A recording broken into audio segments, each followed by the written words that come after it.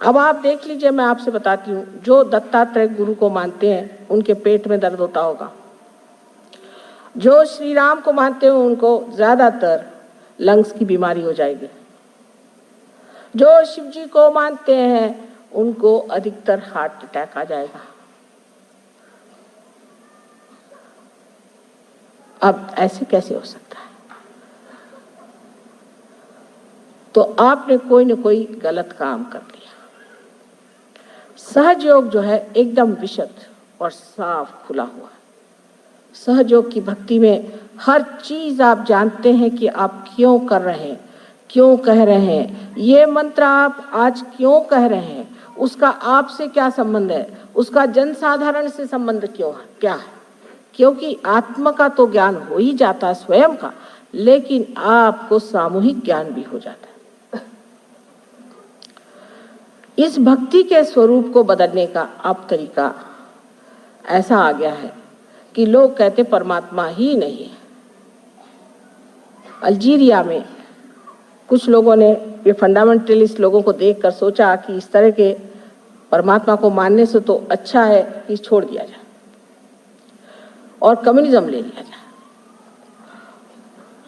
पर उनमें से एक लड़का बड़ा विद्वान गलती से कहीं हमारे यहाँ चला आया सहयोग में, और उसने जाके बताया नहीं नहीं नहीं नहीं, भगवान है लेकिन इनके तरीके ठीक नहीं। जो लोग परमात्मा में विश्वास करते हैं वो फेनेटिक्स हो ही नहीं सकते, हो ही नहीं सकते। और जो आत्म साक्षात्कारी हैं वो कभी भी आपको अलग अलग होने की शिक्षा दे ही नहीं सकते। जैसे अभी हम औरंगाबाद गए थे, वहां बड़ा भारी झगड़ा खड़ा हो गया। हालांकि उसमें गलती थी इन लोगों की, लेकिन जो झगड़ा शुरू किया वो ऐसे कि बाजा बजाते हुए वो मस्जिद के सामने से जा रहे थे।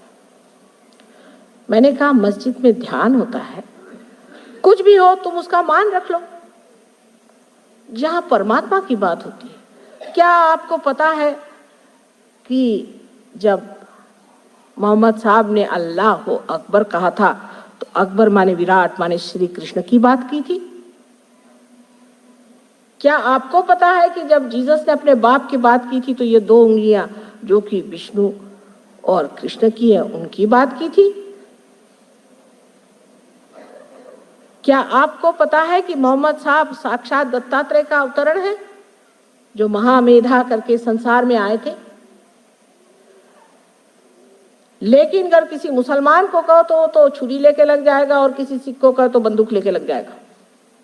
कि नानक साहब और मोहम्मद साहब एक ही चीज थी, ये तो बात कितने ही सिख लोग जानते हैं, पर क्या उसे मानने को तैयार है? वो दो कैसे हो सकते हैं?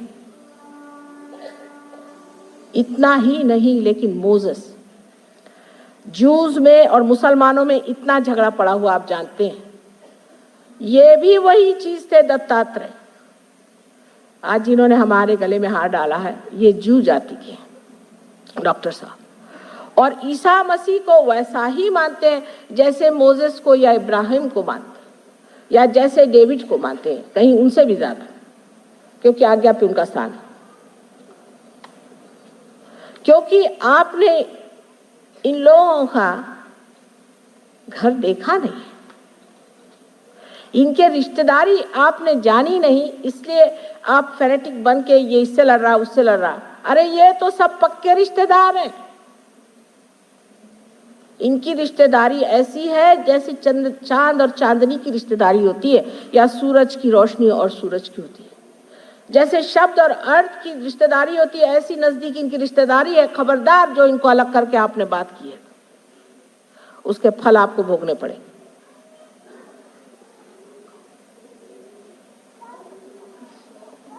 जो इन लोगों ने कार्य करे हैं उसको भी लोग संशयित दृष्टि से देखते हैं कि मोहम्मद साहब के जमाने में इतना युद्ध, इतने गधे लोग थे वो, अब वो क्या बताया जाए। मोहम्मद साहब को तक उन्होंने जहर पिलाया था। उस वक्त उन्होंने ये सोचा कि औरतें इतनी ज्यादा है और आदमी इतने कम है, तो विवाह संस्था को विशेष रूप देने के लिए विवाहित ही औरत होनी चाहिए और उससे शादी कर लेनी चाहिए। अगर आज पुरुषों की संख्या अगर बहुत बढ़ जाए, तो अपने यहाँ दक्षिण में हुआ है ऐसे कि एक स्त्री का विवाह 4 आदमियों से कर देते थे कि विवाह की संस्था बनी रहे, क्योंकि विवाह एक सामूहिक सैंक्शन है। वो जमाना बीत गया, अब उसके कर रहे हैं। जो शरीयत की बात कर रहे हैं, आपको शायद पता नहीं होगा कि ये मोजेस ने बनाया था उस वक्त जबकि जूस ने अधम से अधम, जिसको डिकेडेंस कहते हैं, वो करना शुरू कर दिया। तब उन्होंने बनाया था। अगर बाइबल में आप इर्मिया नाम का चैप्टर पढ़े तो उसमें साफ लिखी है शरीयत क्या चीज है। जो मोजेस ने बनाई थी जूस के लिए, उसको चला कौन रहे? तो मुसलमान, क्योंकि 5 इंजिल की किताबें जो है वो इन्होंने लगा रखी। वही 5 इंजिल ईसाई इस्तेमाल करते हैं, वही 5 इंजिल जूस इस्तेमाल करते हैं, वही 5 इंजिल मुसलमान भी इस्तेमाल करते हैं। लेकिन जिसके लिए बनाया था वो थे जूस। तब तो मुसलमानों का पता भी नहीं था। और अब उस शरीयत को कौन मान रहे हैं? तो मुसलमान। ऐसे ही हमारे हिंदुओं के तरीके बड़े अजीबोगरीब हैं। एक तो मैंने कहा कि अब हिंदू शब्द ही निकाल सकते हैं तो निकाल दीजिए, क्योंकि तो अलेक्जेंडर ने अपने को हिंदू कहा। हम लोग तो भारतीय हैं। अलेक्जेंडर जब सिंधु नदी पे आया तो इन लोगों को कुछ कुछ शब्द बोलने नहीं आते। हिंदू को उसने सिंधु कह दिया, सिंधु को उसने हिंदू कह दिया, और सब लोग हिंदू के इधर रहने वाले लोग सब हिंदू हो गए।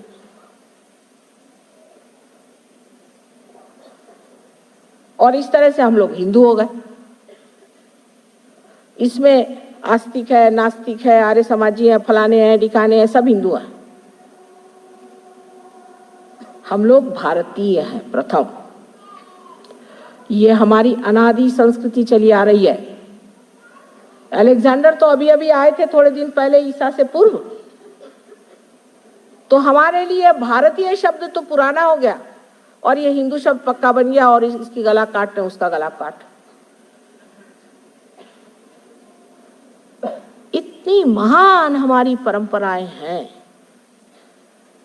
जिसके दम पर सारा संसार उठ सकता है। किसने नहीं इसकी महती गाई? क्या आप कुरान को पढ़ के देखें? उन्होंने तक रूहानी जिंदगी, कुंडलिनी को असस कहा हुआ है। अब नानक साहब तो साक्षात उसी पर खड़े हुए हैं। बुद्ध उसी संस्कृति पर खड़े हुए हैं। उनमें कोई झगड़े नहीं। हम लोग इतनी बेवकूफी कर रहे हैं। वो तो सब एक बैठे हुए हैं वहां, और यहाँ इंसान ने उनके नाम पर, आप ऐसे मारिए काटिए, वो तो आदत है हम लोगों की, पर कम से कम परमात्मा के नाम पे मत करिए। ये गलत फहमी हमारे अंदर है। अब तो भी जान लीजिए, एक ही जिंदगी ये है बहुत जरूरी, और ये समय जरूरी है। इस वक्त जान लीजिए कि इस वक्त अगर पार नहीं हुए, गए फिर। नानक साहब ने क्या कहा था? कहे नानक बिन आपा चीने, मिटे न भ्रम की काई।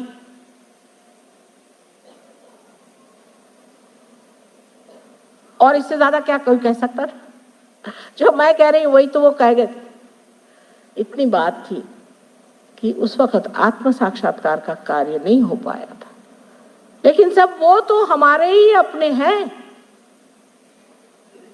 जिनका नाम लेते ही चैतन्य की लहरियां बहने लगती। ऐसे श्री गुरु नानक के नाम पर कोई भी आदमी चाहे तो पार हो सकता है।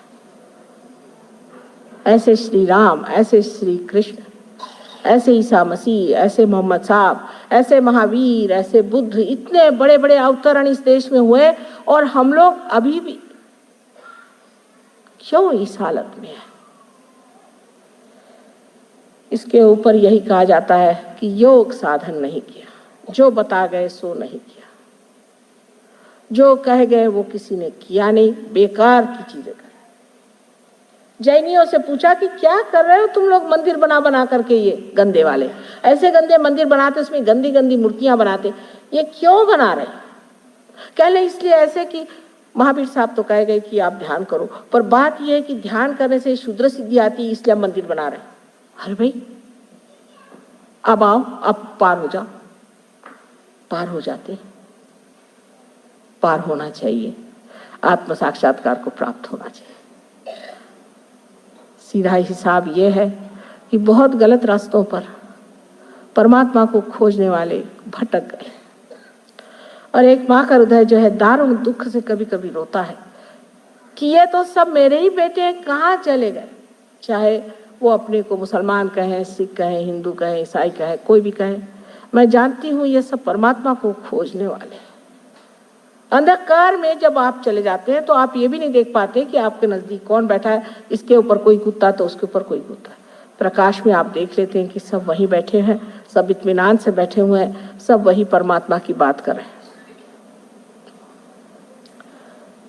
तो भक्ति जिसे है वो कभी भी किसी भी तरह की ऐसी तीव्रता नहीं ला सकता। भक्ति तो प्रेम का रस है, और जिस आदमी में सतत प्रेम बहता है वो प्रेम से ही सबको बांधते जाता है, प्रेम के ही अवगुंठन में वो लपटते जाता है।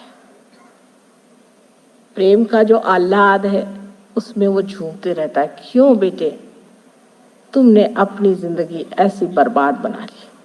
क्यों अपने ही घरौंदों में बैठ करके अपने ही जेल बना रहे हो? उसमें कुम्हलाए जाओगे, उसमें खत्म हो जाओगे। मैं तुमसे खास खास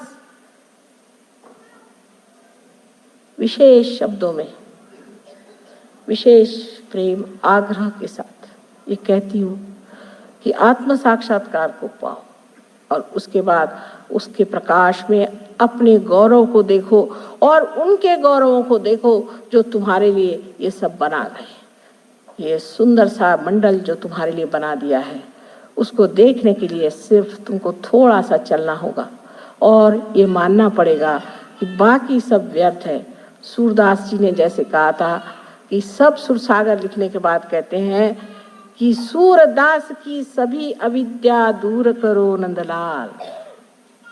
इसी प्रकार निरपेक्ष होकर के, एक बच्चों जैसे होकर के आप आत्म साक्षात्कार को प्राप्त होइए। ये भक्ति का फल है, ये कर्म का फल है, जो कि आप ज्ञानमय हो जाते हैं। परमात्मा आप सबको आशीर्वाद।